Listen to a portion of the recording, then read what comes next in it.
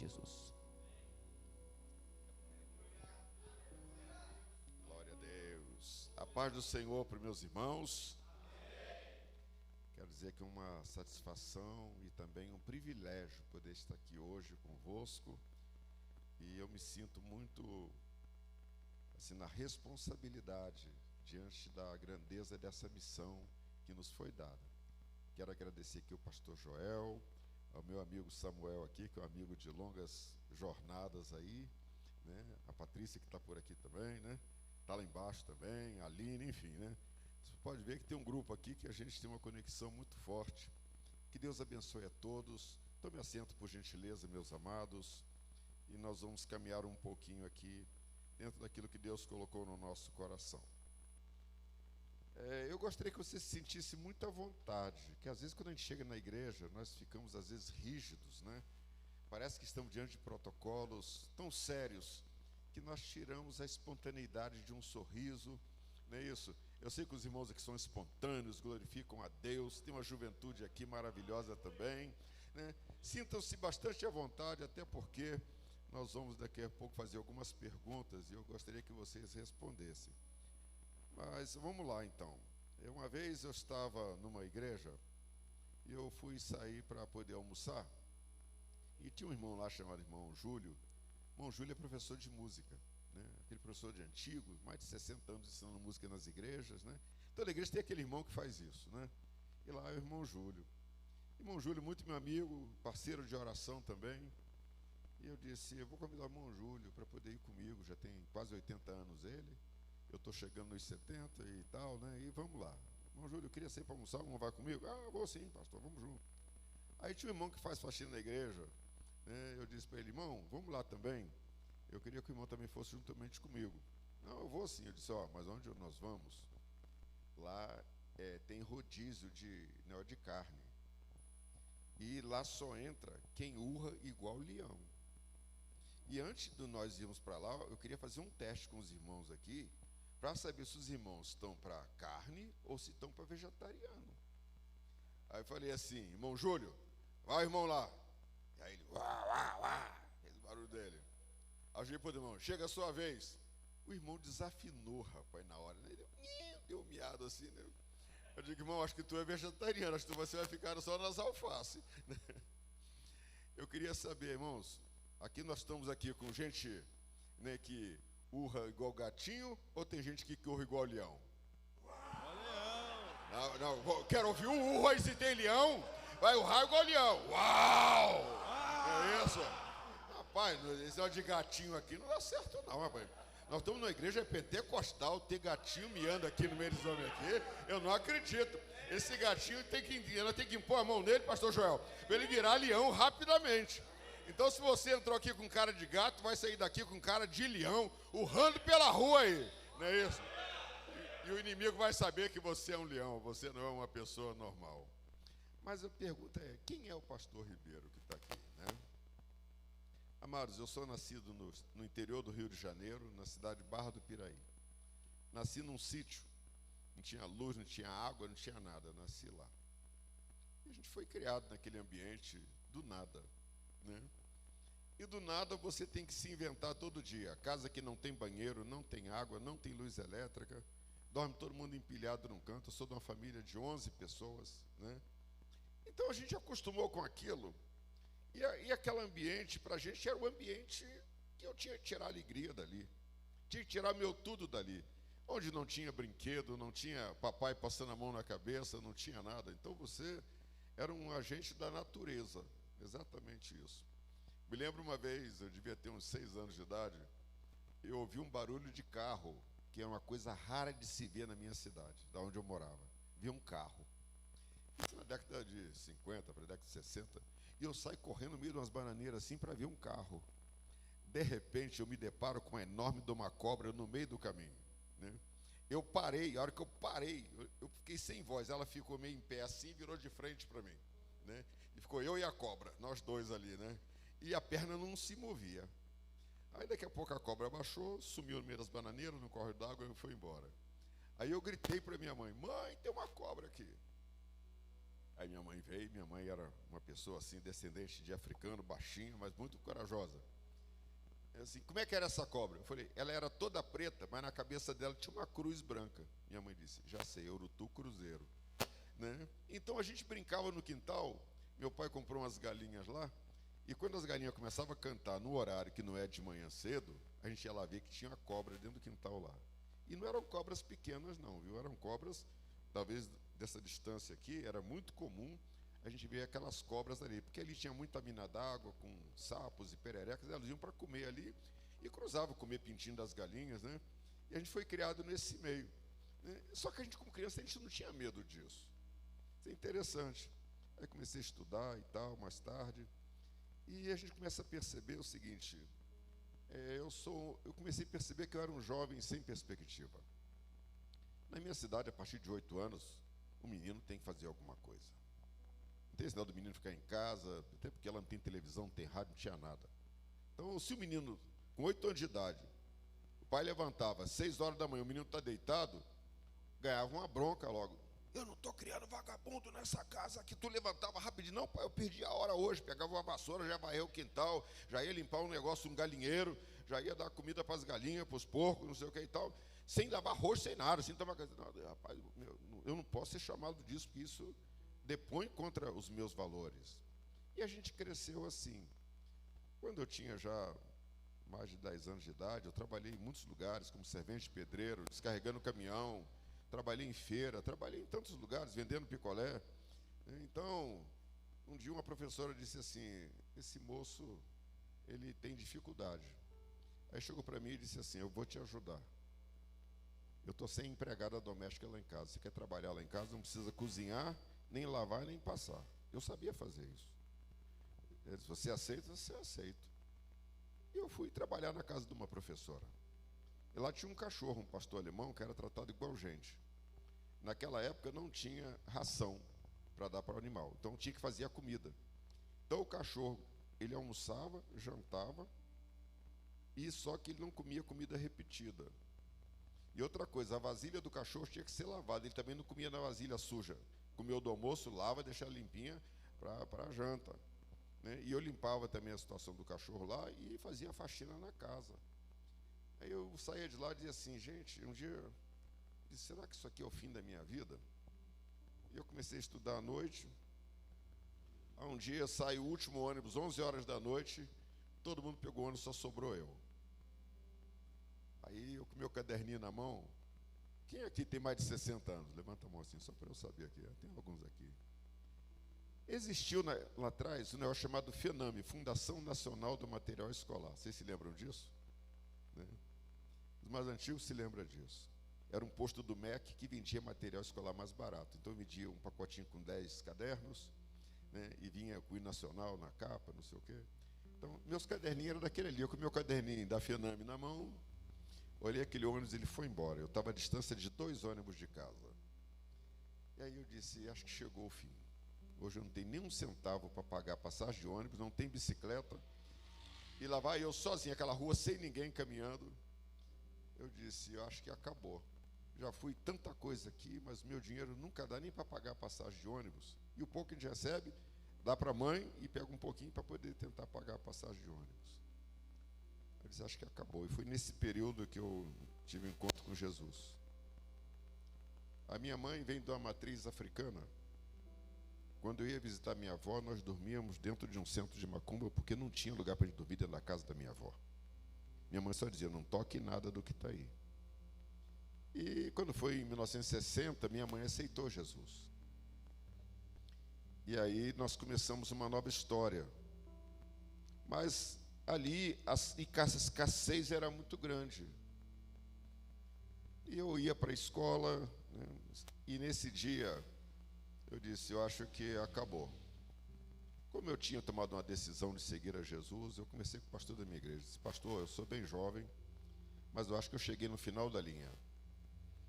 E no final da linha é bem ruim, porque a gente não encontra mais sentido para as coisas.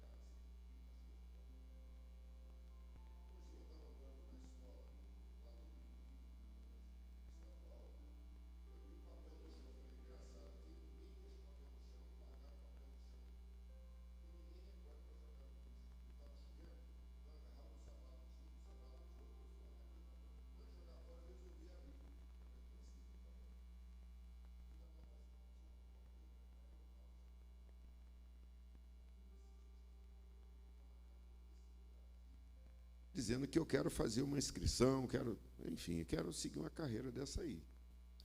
E aí, com aquele dinheiro que eu trabalhava naquela casa, eu fui lá no correio, coloquei uma cartinha, mandei para lá, e disse, eu vi escrito e eu queria receber informações. Me mandaram algumas informações, eu fiz os exames, e naquele tempo a gente não tinha, o único comunicado era de telegrama. Eu disse, como é que eu vou saber que eu passei ou não?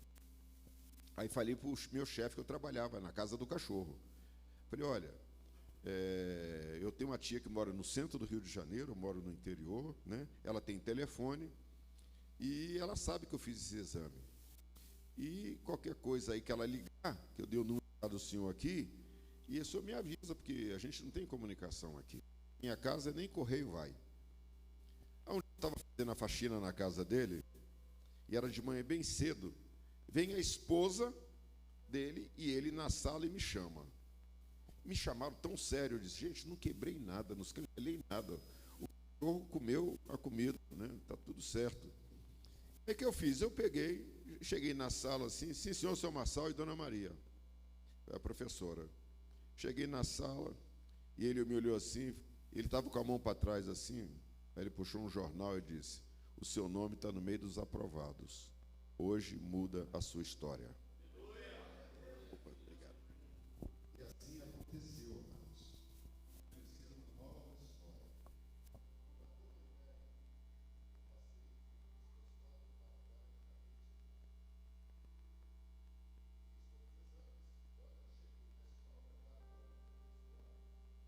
Você tem uma ideia?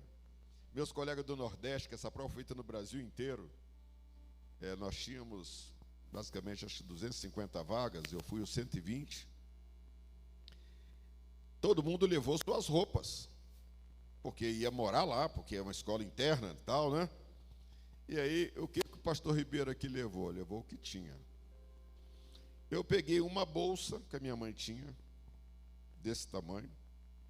Naquele tempo, os homens não usavam cueca, usavam short, por debaixo.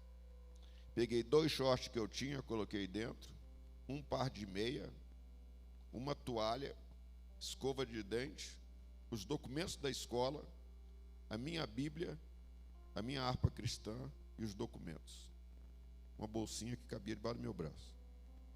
Pegamos um ônibus no Rio de Janeiro, quando eu cheguei, ela pensou, cadê a sua mala? Eu falei, minha mala é isso aqui. Se você não trouxe roupa, eu falei, disseram que a gente vai ganhar roupa aqui, né? Eu falei, mas não é agora. Então eu passei uma semana com a mesma roupa, né? De manhã levanta, faz aqueles exercícios todos, corre para lá, corre para cá, tá? E marcha daqui, marcha de lá, com a única que eu tinha. Amados, e Deus abre uma porta e começa a abençoar esse que vos fala aqui. Eu quero dizer para os meus irmãos aqui que Deus não se esquece de ninguém. Eu não imaginava que naquele ano de 72, eu estava entrando numa porta que Deus havia aberto. E essa porta, mais tarde, me levaria ao generalato da Força Aérea Brasileira. Sou piloto de aviões de caça, sou piloto de aviões de reconhecimento, transporte, piloto de helicópteros. E mais tarde fui também me requalificar de novo no Centro Técnico Aeroespacial, no CTA. E lá eu fiz mestrado em física e passei a atuar na área de pesquisa científica. Eu tenho trabalhos publicados na NASA. Se você for na biblioteca da NASA, lá no Joint Space Flight Center, você vai achar trabalhos meus escritos lá. Você vai achar trabalho meu na França, algumas universidades brasileiras aqui. Eu estou mostrando aonde Deus nos leva quando você confia no nome dEle.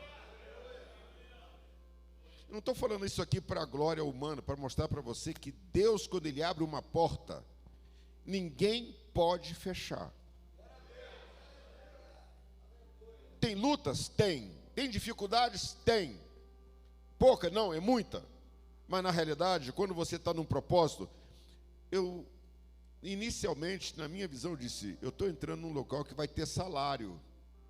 E eu vou poder me sustentar, enfim, seguir alguma coisa na vida, porque eu era um jovem sem perspectiva. Mas, amados, à medida que eu fui amadurecendo, eu fui compreendendo que Deus, quando abre uma porta para a gente, primariamente é para que você leve o reino dele para aquele lugar, da porta que ele abriu para você.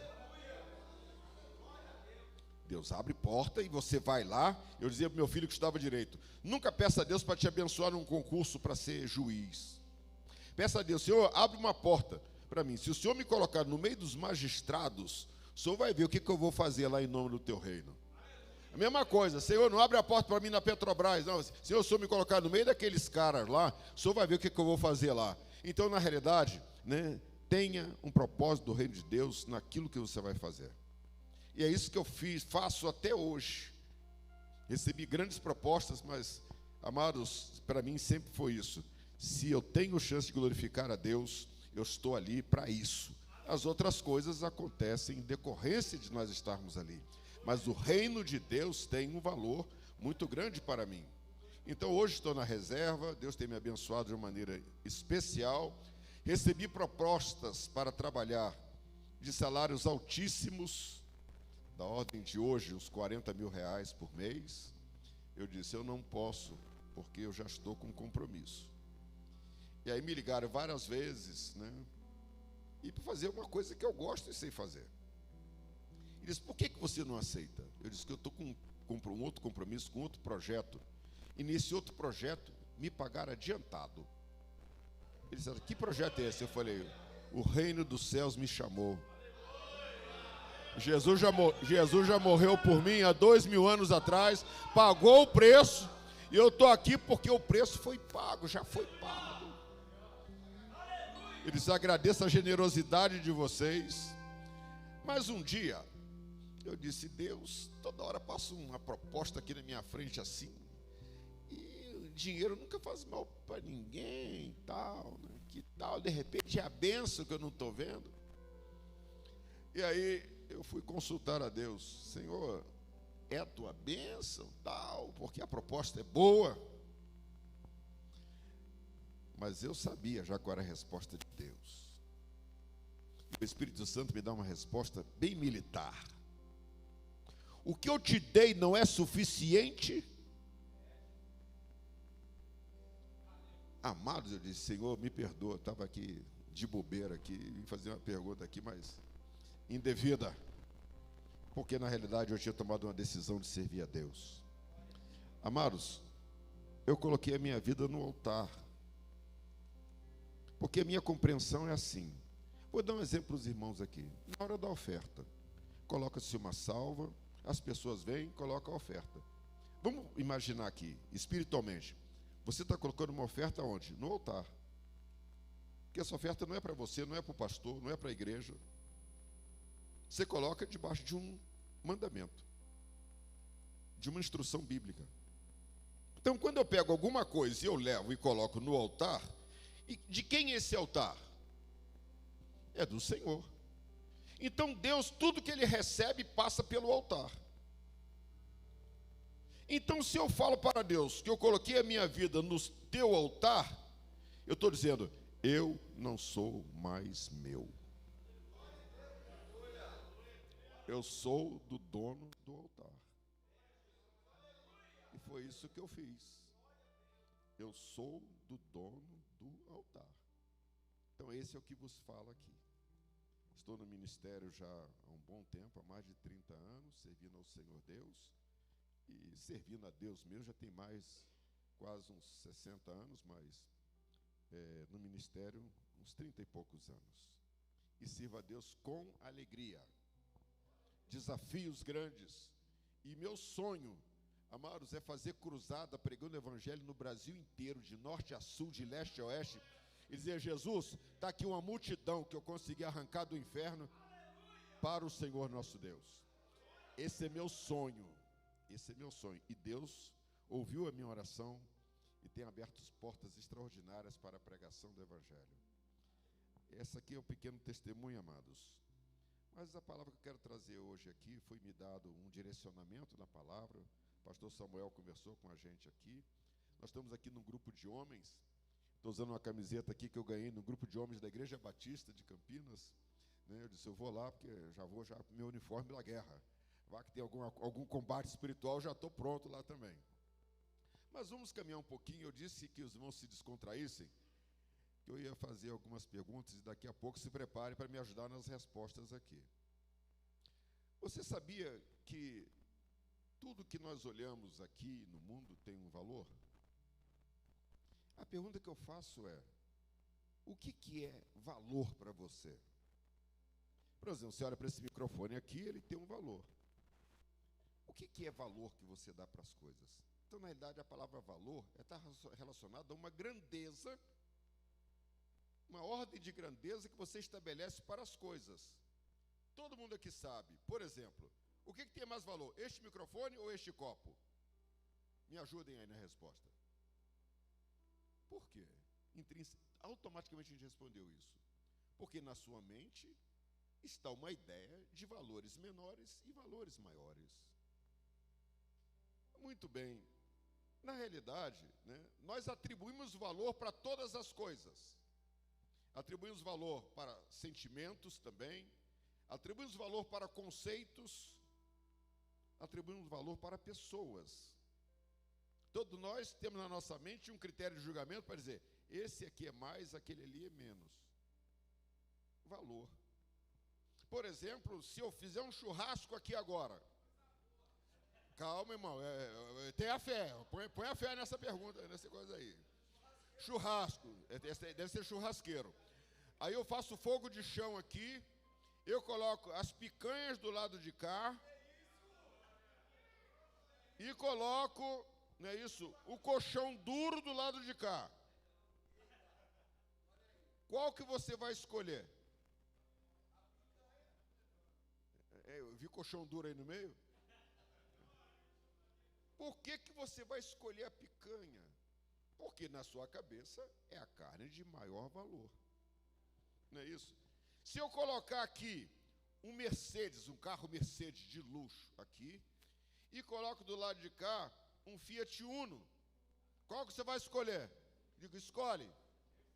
Por que todo mundo quer a Mercedes? Se eu coloco um relógiozinho aqui, que compra ali na 25 de março, um relógiozinho aqui, tal, e um Rolex, põe aqui. Todo mundo sabe, não tem dúvida da escolha. Por quê? A tendência nossa é fazer uma comparação das coisas e colocar numa escala de valores. E esses valores você dá uma medida de grandeza. Então, o Mercedes tem mais grandeza do que o Fiat Uno. Valor. Agora, Mário, isso no mundo material. Tudo aqui tem valor, tudo, se você olhar aqui, microfone, violão, guitarra, tudo aqui tem valor, lâmpada, teto, gesso, tudo tem valor, nosso paletó, nossa calça, tudo tem um valor que você atribui, tudo tem. A pergunta que eu faço para você agora, saindo do mundo material, quanto que vale uma amizade? Quanto que vale um amigo? Quanto que vale um irmão? Quanto vale o teu pai, a tua mãe? Quanto vale aquele teu irmão que é chato? Ou aquela tua mãe que é exigente, aquele pai que diz muito não para você? Quanto que vale? Quanto que vale o teu vizinho? Perceberam que nós estamos entrando num outro campo de valores e que a gente tem que começar a pensar um pouco sobre isso.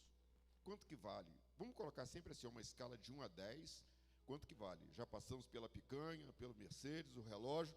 Agora nós estamos entrando num outro campo que envolve valores relacionais, que nós também estabelecemos grandezas para eles. Mas vamos entrar em outro campo agora, que é um campo da ética e da moral. Quanto que vale para você a justiça? Quanto que vale a verdade? No mundo do fake news. Quanto que vale a justiça no mundo em que a gente vê que a justiça hoje do Brasil, ela prende os inocentes e ela solta os culpados. Nesse mundo todo, que valor você dá para a justiça? Quanto que ela vale para você? Quanto que a verdade vale para você? Quanto que a bondade vale para você? Quanto que a pureza vale para você? Ser puro, ser santo. Quanto que vale? Quanto que vale a hombridade? Na realidade, nós agimos no mundo pela questão dos valores que nós atribuímos para as coisas. Eu posso me esforçar muito para ter um Mercedes, ou então meu dinheiro não dá, eu vou até onde está no limite para adquirir algo do melhor valor. Da mesma forma, no campo emocional, eu vou no limite para algo do melhor valor, para uma amizade, um amigo, enfim. No mundo da ética, eu também, às vezes, em vez de buscar o melhor valor, nós estamos vendo uma sociedade relativista, como foi falado aqui. O presbítero que me antecedeu, se não me engano, ele falou sobre isso, acho que foi o irmão que comentou sobre isso, quando falou do Jó, não é isso? Então veja só, nós estamos vendo uma sociedade em que o valor das coisas é muito maior do que o valor dos valores. É meio estranho, mas é isso mesmo. Você valoriza muito uma joia, mas valoriza pouco a verdade, a justiça, a retidão, a sabedoria, a pureza e a hombridade. E nós somos resposta, como homens, resposta para a sociedade, em função não de quanto você tem de dinheiro, não de quanto você consegue adquirir no mundo material, mas de quanto você expressa desses valores, que são eternos, e eles não são criados aqui na terra. Esse é o nosso grande problema, é o dilema dos homens. O mundo está se desorganizando porque os homens não dão mais valor para aquilo que tem valor. E damos muito valor para aquilo que é efêmero. Você pode comprar uma Mercedes zero agora, pagar 230 mil, se ali na esquina você dá uma batida, capota, perde a perda total. Mas ninguém tira de você o sentimento de pureza quando você tem uma aliança com Jesus Cristo. E às vezes essa aliança se enfraqueceu e nós estamos fortalecendo outras coisas e não aquilo que deveríamos fortalecer. Amados, tem um texto que diz assim: ser menino é uma questão de nascimento, mas ser homem é uma questão de decisão. A sociedade, ela clama por homens maximizados por Deus, homens de verdade, íntegros, que buscam verdadeiramente ser semelhantes a Cristo, homens que desenvolvam todo o seu potencial e não desistem diante das dificuldades ou das falhas pessoais. Saibam se comunicar com excelência, vivam em pureza sexual e sejam bons mordomos dos recursos de Deus. Hombridade é ser semelhante a Cristo. E quando eu venho para esse tema hombridade, eu falo assim, onde é que começa isso? A Bíblia tem 6 capítulos apenas, que define tudo que a gente vive hoje. Do capítulo 1 ao capítulo 3 de Gênesis, você vai encontrar lá a criação, o projeto de Deus, e todos os males também aconteceram ali pela desobediência e que eles perpetuam até os dias de hoje. Então você entende ali o projeto de Deus, as virtudes que Deus estabeleceu para o homem, a queda e todos os malefícios que a queda trouxe. Aí agora você quer entender, mais lá na frente, você chega ao livro de Mateus, capítulos 5, 6 e 7. Sermão na montanha. Tudo que precisamos para ser restaurados está ali. Então você tem 3 capítulos em Gênesis e 3 capítulos no livro de Mateus. Com esses 3 capítulos você entende criação, a queda e a redenção do homem. Então, normalmente, quando eu estou diante de um dilema, estar diante dos homens nas suas fraquezas, das suas inseguranças, eu tenho que voltar aonde? Ao projeto original de Deus. E para isso, eu convido os irmãos a lerem Gênesis 1 e 26. Todo mundo conhece. Primeiro livro da Bíblia, primeiro versículo, primeiro capítulo, versículo 26. Diz assim: e disse Deus, façamos o homem conforme a nossa imagem, conforme a nossa semelhança. Aqui, Deus estabelece a criação do homem. Vamos lá. Eu vou voltar nesse texto aqui. A palavra que eu pergunto para os irmãos, e vocês vão me ajudar agora, o que é hombridade? A palavra hombridade, ela vem do espanhol. A palavra homem em espanhol é hombre. Então a palavra hombridade, ela origina da palavra homem. Mas homem no sentido másculo, viril, fisicamente falando. Vocês estão entendendo o que eu estou dizendo, gente? Dê um urro de leão aí se você está entendendo. Rapaz, eu vi um desafinado aí no meio, hein? Você não vai comer picanha, não. Você vai comer alface, hein? Então, veja só, né? O sentido original da palavra hombridade vem da palavra homem, no sentido másculo, viril. E que, ao passar do tempo, esse sentido foi se expandindo para outras virtudes, como a integridade, como a nobreza de caráter, como ética, como homem moral. Então, dentro de hombridade, nós agrupamos um conjunto de virtudes. E que se elas faltarem, nós como homens estaremos falhando na nossa missão. Agora eu disse que eu ia fazer um exercício aqui agora, e chegou a hora do exercício. Me diga aí características que são únicas de homem. Quem pode me dizer uma delas? Provedor, é isso aí, uma delas. Mantenedor, sacerdote, intercessor. Mas vamos pegar agora virtudes, não habilidades. Habilidade é aquilo que você aprende a fazer. Virtude é aquilo que te transporta para a área do seu comportamento. Vou colocar aqui uma coisa importante. Coragem é uma virtude de homem? Sim. Eu, por exemplo, e o Samuel, nós somos de Forças Armadas.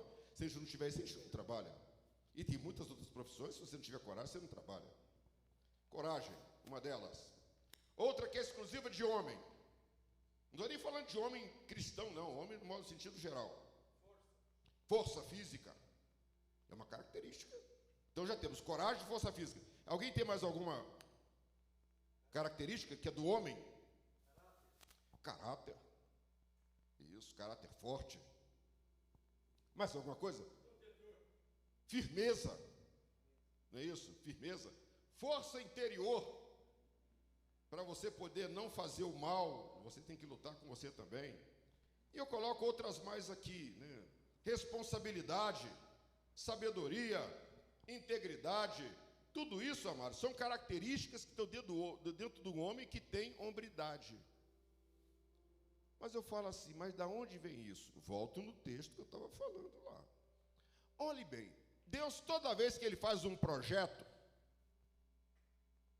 antes da coisa estar pronta, Deus estabelece qual é a identidade daquele projeto. Identidade. Amado, para a gente poder ficar mais atento aqui. Deus estabelece o que quando Ele vai criar? Identidade. Por exemplo, se quando Deus foi criar o leão, Deus não falou assim, eu vou criar um gatinho aqui, para ele ficar miando por aí. Mas não, vou criar um gatão. Não é isso? Que todo mundo vai ter que ter medo dele. Eu vou colocar isso na identidade dele. Ninguém chama o leão de coisinha linda do papai. Ninguém chama. Por quê? Se eu disser, entrou um leão aqui, eu sou o primeiro a vazar por dentro dessa parede aqui. Porque eu sei que leão, ele tem uma personalidade e que ele não é um gatinho. A identidade dele, não é isso? Vai fazer com que eu saia correndo daqui. Não tem problema, estou só mostrando aqui para vocês verem, mas se entrar uma ovelhinha aqui dentro, eu vou dizer, pode entrar ovelhinha, né? Pode sentar aqui, fica à vontade. Porque a identidade dela é diferente. Então Deus, quando fala em criar o homem, Deus fala, façamos o homem. Qual é a identidade que eu vou dar para ele? Deus fala aqui da identidade física e de uma identidade interior. Deus fala, ele vai ser parecido com a gente, conforme a nossa imagem. A palavra grega dessa palavra aqui, conforme a nossa imagem, chama-se eikona. Me ajude agora a trabalhar essa palavra aqui. Se você vê uma marca de carro que tem tipo um negocinho assim dentro, assim, ó, que carro que é esse? Porque você viu o símbolo. Se você vai num posto de gasolina, tem um negócio igual uma mão assim, amarelinha, um negócio amarelo e vermelho assim, ó. Se você vai comprar um celular e tem a maçã mordida, todo mundo sabe, não sabe? Juventude, vocês aí que são mais espertos aí. Não é isso? Sabe. Meus irmãos, aqui, se você vai comprar o leite condensado, não é isso? Aí tem um ninhozinho lá, não sei o que, todo um passarinhozinho assim, ou leite em pó, que marca que é? Nestlé. Como é que você conhece isso? Como é que você conhece isso? Porque tem um símbolo ali que identifica o produto. Então, quando Deus criou o homem, essa palavra aqui, e nossa imagem, Deus disse, ele vai ser um ícone, no grego, essa palavra nossa imagem, vai ser um ícone, vai ser um ícone nosso. Ou seja, quem olhar para um homem, vai ver Deus. Olha só que coisa poderosa, estou dizendo. Então nós vamos fazer ele assim. Quem olhar para ele tem que ver Deus nele, Deus nele, Deus nele, Deus no pastor Joel, Deus no Samuel, Deus em todo mundo aqui. Tem que ver Deus na vida de cada um de nós. Esse é o projeto original. Tem que ver Deus na... Todo mundo que teve visão aqui, quem já teve visão do céu, de anjo aqui, levanta a mão assim, ó. Os anjos são parecidos com a gente. Tem boca que fala, tem olho, tem mão que pega, tem pé que anda. Imagem. Deus não disse, eu vou fazer imagem do homem, dos anjos. Não vou fazer de querubim, vou fazer a minha imagem. E essa palavra semelhança aqui, eu fui buscar em vários lugares, já há algum tempo atrás. Nossa imagem conforme a nossa semelhança. Isso conforme a nossa semelhança diz assim, e que eles tenham a nossa natureza moral. Então Deus disse, por fora parece com a gente e por dentro parece com a gente também. Então você por fora tem que parecer com Deus e por dentro também. E esse por dentro também é que está a hombridade, ela está aqui, nesse texto aqui. Deus disse, porque o projeto que eu tenho para você na terra, homem, não é um projeto simples. Eu quero que você povoe a terra e crie um ambiente de reino que reflita o reino dos céus na terra. Então, cada um de nós aqui tem a responsabilidade de ser um icona e carregar consigo a natureza moral de Deus. E eu tenho que refletir essa natureza no meu casamento, perante meus filhos, perante minhas filhas, perante minha neta, perante meus vizinhos, perante a igreja, perante a escola, perante meus chefes, perante todo mundo. Eu tenho que refletir que eu sou icona. Eu tenho que refletir isso. A minha mulher, quando ela olha para mim, ela tem que falar assim, icona, você parece... tem a semelhança de Deus, você tem o brilho de Deus. Aí quando eu olho para ela, digo a mesma coisa, meus filhos, é assim que tem que ser. Olhe bem a importância de eu estar dentro do projeto de Deus, do perfil que Deus estabeleceu. O problema é que nós estamos num mundo em que ele está desorganizado desde a queda. E tem pelo menos 5 reinos que geram as condições de vida das pessoas, porque nós não perdemos a forma inicial que Deus nos criou. Ninguém aqui tem 3 pernas, 4 braços. Não. Se tiver alguém aí, me avisa para eu sair correndo, né? Nós mantemos. Então veja só, o homem caiu, mas ele não perdeu totalmente a imagem do seu Criador. Seja na parte física, seja na parte interior. Eu sou capelão da Fundação Casa. Recebo aqueles meninos, tudo que estão presos lá. Antes de ontem mesmo foi o dia de eu estar com os meninos lá. Todos eles, nos piores casos, tem um pedaço lá dentro ainda que você resgata ele. Nos piores casos. Acompanhei rebelião dentro de presídio. Eu entrei lá dentro para ver, o troço é infernal, é diabólico mesmo. Mas eu olhei aquele e disse assim, tem alguma coisa aqui. Ou seja, o homem perdido, ele tem a imagem de Deus deformada nele. O mundo físico sabe e o mundo espiritual também sabe. Essa palavra aqui, meus amados, é para que eu e você reflita um pouco para saber o seguinte: que imagem eu estou passando para minha esposa, que imagem eu estou passando para os meus filhos, que imagem eu passo para o meu chefe, meus colegas de trabalho, que imagem eu passo na escola, que imagem eu passo? Porque tem coisas que nós somos semelhantes, os homens são semelhantes. Mas a hora que eu abro a minha boca, a hora que eu me comporto, que imagem que eu estou passando? Se eu sou uma icona ou não, ou se eu estou me expressando segundo a natureza moral de Deus. Na realidade, isso aqui abre espaço para uma outra pregação sobre o reino dos céus. Porque a Bíblia, ela só trata de 3 assuntos. Você pode olhar e falar, é Novo e Velho Testamento? Mas, da minha interpretação, a Bíblia trata de 3 assuntos. Um rei, um reino e uma família real que Deus colocou aqui na terra. Só 3 coisas. Nós fazemos parte da família que está aqui na terra. Uma família cheia de problemas. Porque, na realidade, nós estamos num mundo caído que exerce pressão sobre as nossas identidades.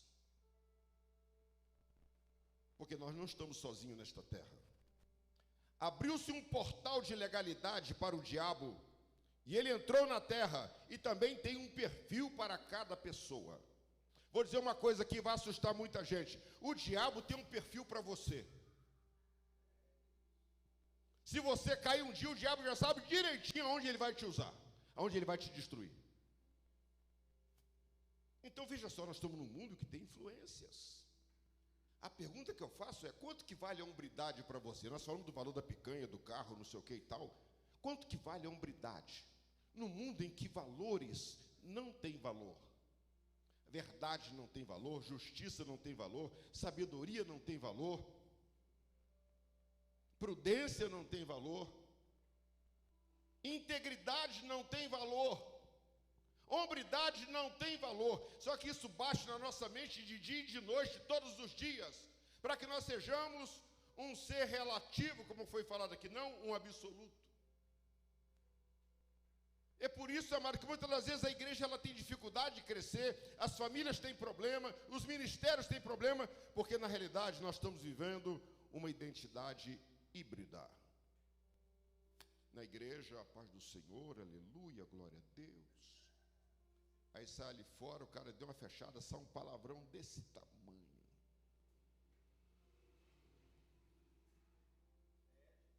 Esse é o problema. A nossa identidade. Hombridade faz parte. Quanto vale? Eu pego um exemplo na Bíblia, Daniel 1:8. Lá diz assim: e Daniel colocou no seu coração não se contaminar com o manjar do rei. Por que Daniel, que era um adolescente, fez isso?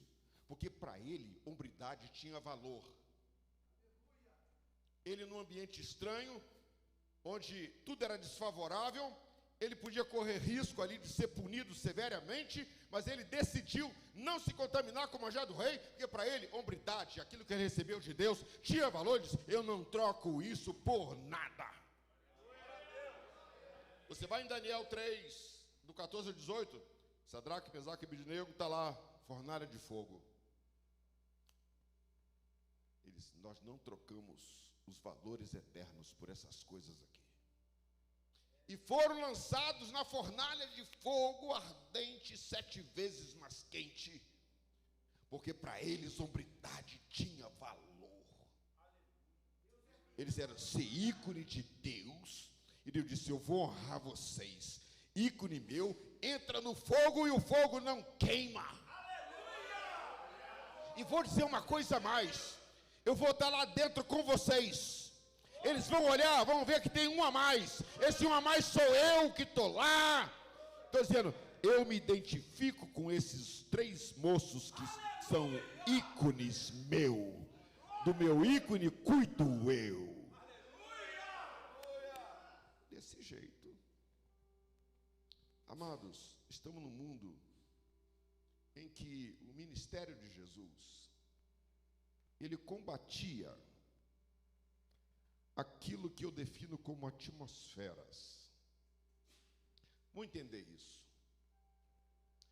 O dia que o Tietê está muito cheio de poluição, se você fechar o olho e fizer uma viagem de Minas Gerais até uma cidade do interior que, vamos dizer, o sul de São Paulo aqui, Butantã, por exemplo, Santo Amaro, você com o olho fechado, você sabe quando chegou em São Paulo, só pelo cheiro?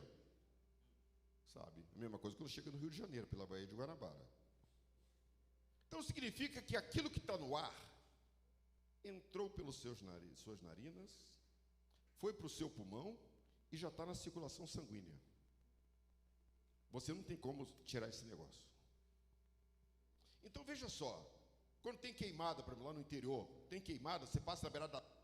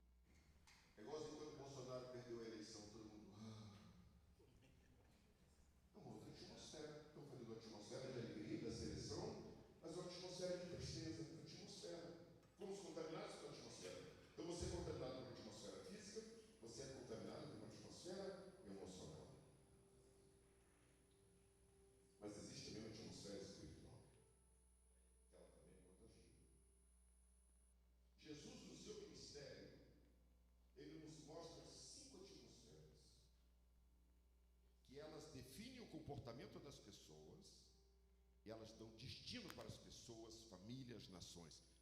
Eu estou falando aqui para homens. Amém, amados? Amém. Tem leão aí?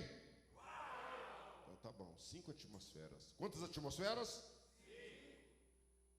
Você vai encontrar isso em Mateus capítulo 4. E lá diz assim: e Jesus ensinava nas sinagogas. Mas estranho, Jesus ensinando no lugar onde todo mundo era professor? O que Jesus estava ensinando lá? Lá estavam os mestres, os doutores, e Jesus estava ensinando para mestres e doutores, mas qual é o sentido disso? Porque lá tinha a primeira atmosfera, a atmosfera das trevas. Elas cegam o entendimento. Qual é a primeira atmosfera, gente? O que elas fazem? Então você ouve, mas ouve de novo? Não é isso. E Israel está na atmosfera das trevas até hoje. Veio para os seus, mas os seus não receberam. Estão nas trevas até hoje, esperando Jesus. Jesus nasceu no meio deles, viveu no meio deles, ensinou no meio deles, levantou um grupo de discípulos do meio deles, levantou a igreja no meio deles, e eles não reconheceram Jesus. Trevas. Essa atmosfera continua dominando as pessoas até hoje. Primeira atmosfera. Lá fala também que Jesus pregava o evangelho do reino. Por que fala pregava o evangelho do reino? O reino, ele é libertador. O homem, porque o segundo reino que eu vou falar aqui agora é o reino do pecado. A atmosfera das trevas, ela cega você. Mas a atmosfera do pecado, ela coloca você contra Deus, em desobediência, em rebelião, em fazer aquilo que Deus disse para não fazer. A atmosfera do pecado. Segunda atmosfera. Qual é a primeira atmosfera? Trevas. A segunda? Do pecado.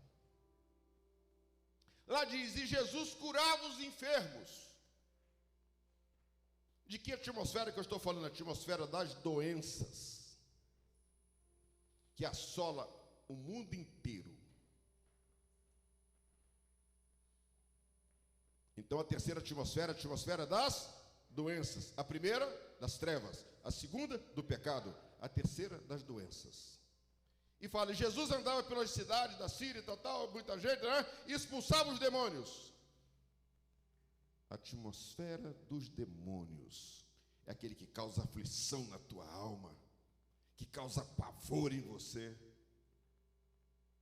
aquele que causa os divórcios, causa os conflitos irreconciliáveis, as guerras, toda a imoralidade que existe no mundo, reino dos demônios. Então, primeiro reino das trevas, segundo reino, reino do pecado, terceiro reino, reino das doenças, quarto reino, reino do pecado, e o quinto reino, reino da morte. Quando Jesus envia os discípulos no capítulo 10, você vai ver que Jesus envia os discípulos e ele cita os 5 reinos.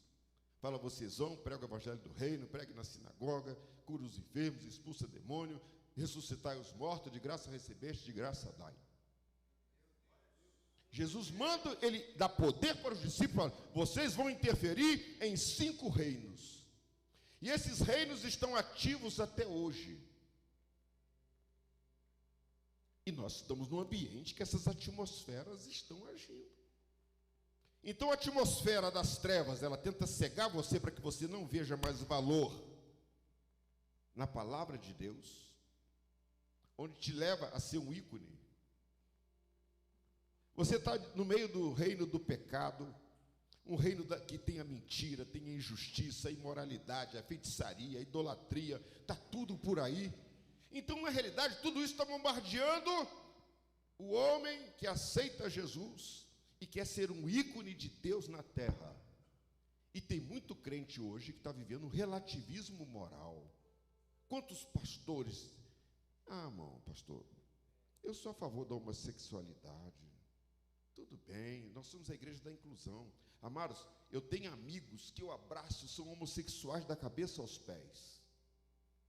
Eu os abraço e eles me abraçam, sabem que eu amo eles de verdade. Mas eles têm que mudar. Em Jesus Cristo. Em Jesus Cristo.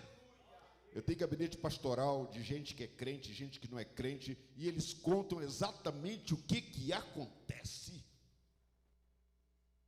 Só em Jesus Cristo. Eu estou mostrando que essas influências, elas passam por dentro das igrejas, por dentro dos ministérios, porque a atmosfera está ativa. Se você der chance no mundo espiritual, você não pode se livrar do cheiro do Tietê, mas dessa atmosfera espiritual, você pode se livrar dela pelo poder que há no nome de Jesus. Você pode. Você sente quando essa atmosfera está chegando perto de você, e você vai clamando, há poder no nome de Jesus, há poder no nome de Jesus, há poder, eu repreendo.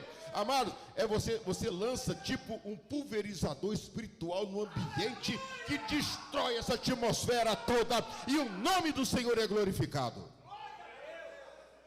Eu estava numa reunião de homens em Jundiaí, e lá uma pessoa me procura. Pastor, eu sou diácono de uma igreja, eu sou escravo da pornografia. Entrei no site uma vez e não consigo mais sair de lá. A atmosfera do pecado estava lá. Ele foi brincar e não sabia que ele estava brincando com o aprisionador de curiosos. Ele disse, e essa noite eu dormi com uma mulher que não é minha esposa. Eu disse, no mundo espiritual, as coisas talvez são um pouco desconhecidas para você. Disse, você tem filhos? Ele disse, tem um menino de 14 anos. Eu disse, o mundo espiritual, você está sendo um sacerdote do inferno dentro da tua casa, com aparência de crente que não é. Eu disse para ele, e como você está fazendo isso, e você diz que faz escondido, mas no mundo espiritual nada é escondido. Isso vai afetar o teu filho. Ele disse, pastor, eu tenho um software que eu coloquei no celular dele, copia tudo no meu. Meu filho não sabe, mas ele está no mesmo site de pornografia que eu.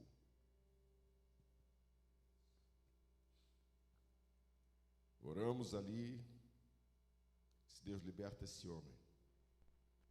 Mas a libertação só vem para recuperar, sair o ícone, se você quiser. Ninguém abandona aquilo que gosta. Isso eu aprendi lidando com os drogados, lidando com pessoas que estão na área da prostituição. Ninguém abandona o que gosta. Esse é o problema. Tive com homens, maridos, casais, casados dentro da igreja com filho, pastor, estou preso. Para ter uma ideia, eu recebi uma pessoa de um outro ministério que me procurou. Estou procurando porque eu não quero que ninguém saiba do meu problema. Sou viciado em pornografia. Eu aconselhei ali, dei os direcionamentos. Se você precisa de acompanhamento, converse com o seu pastor para ele te dar alguma ajuda. Ele disse: pastor da minha igreja, o meu pastor e o vice são piores do que eu na pornografia. Irmão, Deus está falando conosco aqui nesta noite. E Deus me deu uma instrução para essas pessoas. E eu passo essa instrução para você. Nós estamos vendo um tempo em que existe uma pressão para que nós entremos no mundo da imoralidade, da prostituição e da pornografia. Nunca se viu nas redes sociais, você andando pelo YouTube procurando alguma coisa, você vai ter um site de mulher pelada, um site de mulher assim, um site de não sei o quê, um site de não sei o quê. Você vai achar aos montes. Há 20 anos atrás não tinha isso. Não tinha. Você vai encontrar. Eu estou dizendo isso, amados, porque eu estava num evento em Campinas, e lá eu conversando com alguns obreiros, e eles disseram: pastor, nós temos problema nessa área. E nós oramos para aqueles obreiros, todos os líderes dentro de igreja, casados, têm filhas, pastores, tinha problema. E Deus me deu uma palavra para isso. E eu passo essa palavra aqui hoje. Vocês querem receber essa palavra? Ele disse: ó, você tem que dessexualizar o seu olho. Dessexualizar a sua mente. E dessexualizar o seu coração. Você tem que tirar isso dessas 3 áreas da sua vida: olho, mente e coração. Os homens são naturalmente inclinados a olhar uma mulher. Ela colocou uma roupa mais justa, não sei o quê, aparecendo mais o seio, começa a chamar a atenção de todo mundo. E a tendência dos homens é naturalmente olhar. Tem crentes, jovens e adultos e casados, que lambem as mulheres com os olhos. Sério isso. Porque tem que dessexualizar o olho. Aí você descobre que é uma guerra. Eu estou falando aqui de hombridade, gente. Você vai ter que dessexualizar a sua mente que pensa e o seu coração que sente. Tem que batalhar, porque o reino das trevas está lutando. São as atmosferas mundanas que estão aí, que atacam a nossa mente, o nosso coração, os nossos olhos. Amados, eu estou caminhando para o final já, mas existe uma luta a cada dia. E você tem que saber que você tem que se posicionar no reino espiritual cada dia, dizendo: eu sou de Jesus, eu não vou contaminar as minhas vestiduras, eu quero morar no céu. A minha salvação tem valor, a minha esperança tem valor, a minha fé tem valor, o sacrifício de Jesus tem valor. Eu tenho que ser decidido. Leão é decidido. Quando ele olha e fala assim, ele vê uma manada de búfalo, ele escolhe um e fala assim: aquele é o nosso almoço, já era. Ele não vai desistir. Assim tem que ser o servo de Deus. Eu estou com a palavra no coração, eu não vou desistir. Não brinque com o pecado. Não brinque com aquilo que contamina, porque o diabo só está querendo um pedacinho. Ele não precisa de muita coisa na sua vida. Basta um pedacinho, dá um clique naquele vídeo, só isso. É 2 segundos, pronto, já entrou no seu coração, entrou na vista, entrou no coração. Ele diz: plantei a semente. 2 segundos naquele jovem, 2 segundos naquele homem casado que estava olhando na rede social, achou, ele foi, ele apertou e disse: não é, mas a semente entrou. É aquela semente gera sonhos, desejo de voltar novamente a olhar. Aí você vai encontrar alguém que vai te falar assim: você viu aquele site, você viu aquele negócio, vai te mostrar no celular dele. Aí você vai começar a ser perseguido pelo reino do pecado. Aí a hora que você mergulha, o reino dos demônios fala: bem-vindo, meu filho, te esperei há tanto tempo e você veio tão fácil. Eu tenho que decidir, amados, que Jesus veio para restaurar a minha identidade. E Jesus é poderoso. Quando restaura, restaura mesmo. Bendito é o nome do Senhor Jesus. Você tem que crer na palavra de Deus, que Deus nos criou no início para sermos governantes físicos e espirituais. Quando ele fala: façamos o homem a nossa imagem. Por que Deus criou a imagem dele? Porque junto vai uma autoridade, vai um poder, vai uma graça, vai uma unção, vai uma sabedoria, e você tem que exercer com isso. Bendito é o nome do Senhor Jesus. Estamos chegando ao final aqui, amados. Quanto que vale para você a hombridade? Quanto que vale para você ser santo? Quanto que vale para você ser um homem em que a sua esposa olhe para você e vê Cristo em você? Quanto vale, jovem, para você, que seus pais olham para você, a juventude perdida olha para você e diz: eu vejo Cristo em você. Nós temos que ter noção disso, e isso tem que ter valor para nós. E o Espírito Santo de Deus é aquele que ativa em nós o discernimento, para que possamos entender o que tem valor e o que não tem valor. E o que tem valor você dá valor, e o que não tem valor você descarta. Não pode, na escala de valores, a sensualidade está lá em cima, de 1 a 10 que eu falei, e a santidade está um 3zinho aqui. É quanto você dá de valor para o reino de Deus, para aquilo que Deus tem para você. Nós nos privamos, o pecado, sempre ele é apresentado na forma de prazer, realizações emocionais.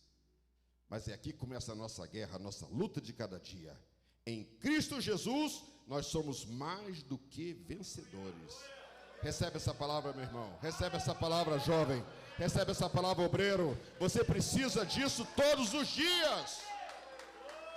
O céu tem valor. As bênçãos de Deus têm valor. As armas de Deus têm valor.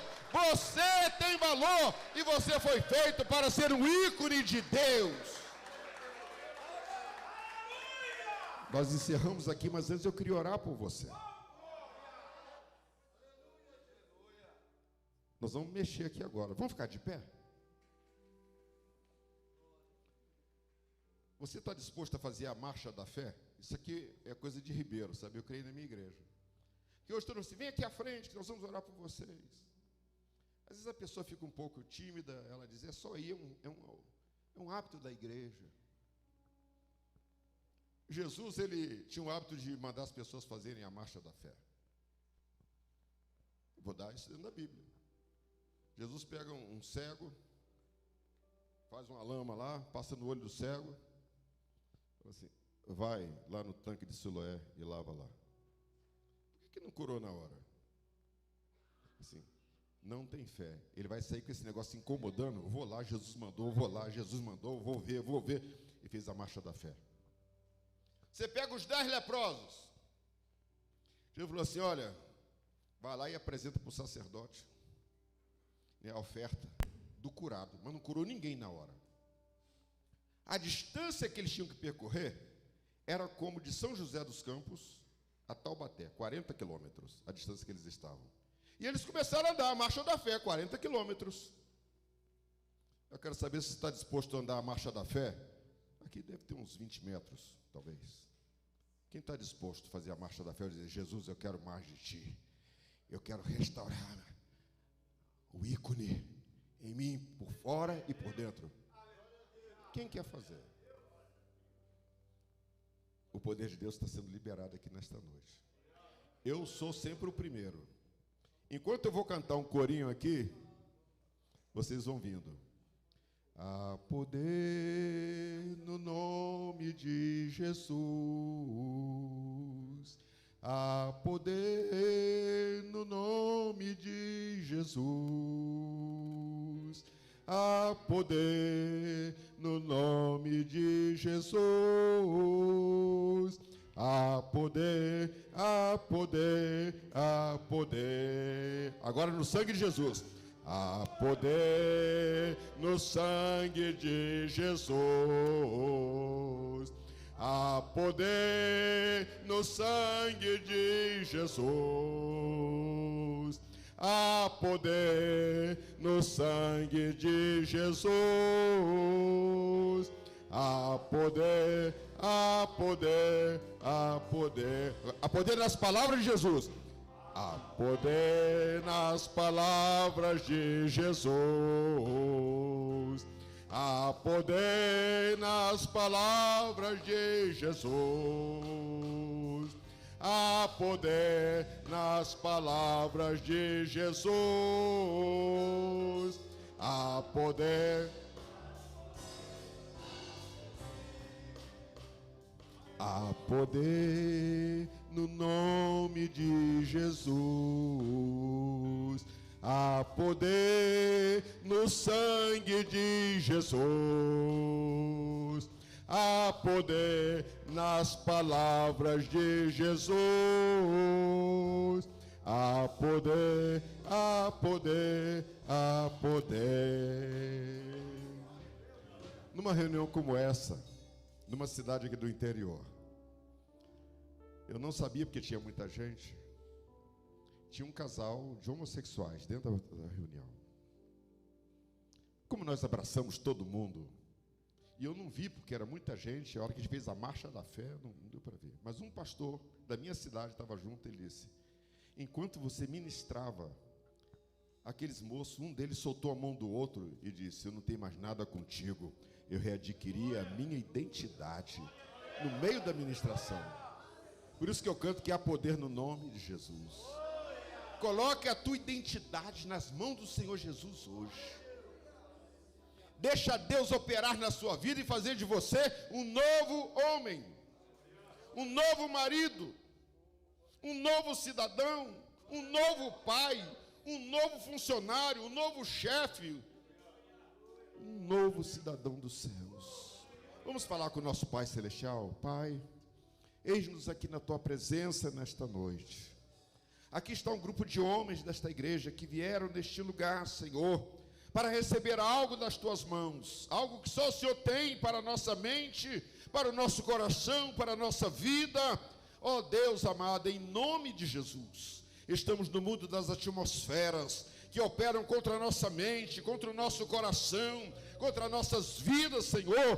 Pai, em nome de Jesus eu te peço agora que toda a pressão do inferno cesse, que toda ação maligna contra nossas mentes cesse, que toda a pressão do inferno contra nossas emoções cesse, Senhor, e que a partir de agora, meu Deus, uma unção fresca venha sobre a vida do meu irmão, sobre a vida de cada jovem, sobre a vida de cada obreiro, Senhor, que ao sair daqui, ó Deus, nós saiamos na certeza e na segurança de que fomos restaurados e carregamos conosco as marcas da identidade original que o Senhor planejou para nós e restaurou em Jesus Cristo para vivermos uma nova vida, um novo tempo e uma nova história. Pai, eu repreendo toda a força do mal que se levanta contra meu irmão, Senhor, na área sexual, na área, meu Deus amado, ó Deus amado, de todo o mal que o maligno coloca diante de si. Eu repreendo todo o mal que tem assombrado os lares, as mentes, os corações, esposas, filhos, descendência, Senhor. Pai, levanta uma geração poderosa, levanta uma geração cheia do teu Espírito, levanta uma geração cheia de força, levanta uma geração que valoriza, ó Deus amado, as virtudes do reino, daquele que nos chamou das trevas para a sua maravilhosa luz. Pai, toque em cada vida agora, traz saúde física para o meu irmão. Pai, repreende toda a enfermidade, traz saúde emocional, Senhor, Traz saúde espiritual nesta noite. Opera no meio dos teus filhos, Senhor, e levanta-nos para um novo tempo, para uma nova história. Assim nós choramos e te bendizemos, meu Deus, abençoando cada sacerdote aqui, abençoando cada jovem aqui, abençoando cada obreiro, cada profeta, cada evangelista, Senhor, cada cooperador, Pai. Toma nas tuas mãos, ó Deus. Confirma a tua palavra em cada coração. É a minha oração que faço em nome do Senhor Jesus. Amém e amém. Antes que você volte para o seu lugar, Deus me coloca no meu coração que eu desejo fazer um convite para você que entrou aqui e ainda não conhece Jesus como o Senhor da sua vida. E você veio aqui convidado. Eu não sou daqui, eu não conheço quase que ninguém aqui. Mas você quer sair daqui levando Jesus no seu coração. Porque Jesus é aquele que restaura a nossa identidade. Ele morreu na cruz do Calvário por causa da tua identidade, por causa da minha identidade. Você quer tomar uma decisão hoje, já que você fez a marcha da fé? Leva a bênção completa. Tem alguém aqui? Dê um sinal só assim para nós orar por você. Opa, tem um senhor. A maravilha. Deus recebe o teu aceno, meu amado. O céu te recebe nesta noite. A alegria no céu por causa da tua decisão. Bendito é o nome do Senhor Jesus. Glória a Deus. Que Deus te abençoe, meu irmão. Deus te abençoe. Deus te abençoe. Tem mais alguém? Às vezes você está andando assim, meio lá, meio cá e tal. As atmosferas estão te influenciando. E você está sem forças para caminhar. Essa noite é sua também. Deus sabe o site que você andou essa semana e que marcou a sua mente e o seu coração. Isso está impedindo muita coisa no mundo espiritual. Deus quer tratar contigo nesta noite. Vamos orar por esta vida. Qual é o seu nome? Atanael. Vamos orar por ele. Estenda as mãos para cá. Pai, aqui está uma vida preciosa na tua presença. Tu sabes, ó Deus, quantas misérias andam em torno da vida do Natanael, Senhor. Mas hoje, Pai, eu declaro no nome do Senhor Jesus, que toda miséria caia por terra, que todo laço do inimigo seja desfeito. Pai celestial, que todo mal que aflige a vida deste homem seja desfeito em nome do Senhor Jesus. Escreve seu nome, Pai, no livro da vida nos céus. Perdoa os seus pecados. Transforma esta vida, Senhor. Levanta-o para ser um homem segundo o projeto de Deus. Faz dele um ícone teu, Senhor. E enche do teu espírito. Alegra este coração, meu Deus. Dá a ele uma nova história, uma nova vida. Eu te oro e te bendigo em nome de Jesus. Receba a bênção de Deus, Natanael. Receba em nome de Jesus. Em nome de Jesus. Em nome de Jesus. Amados, pode tomar assento. Que Deus abençoe a todos. Mais uma vez aqui, minha gratidão a esta igreja. Minha gratidão ao pastor Joel. Minha gratidão ao pastor Samuel. E a todos aqui que têm nos dado esta rica oportunidade para que nós possamos compartilhar um pouquinho daquilo que Deus tem nos dado e feito em nosso meio. Deus abençoe a todos. Pastor Joel.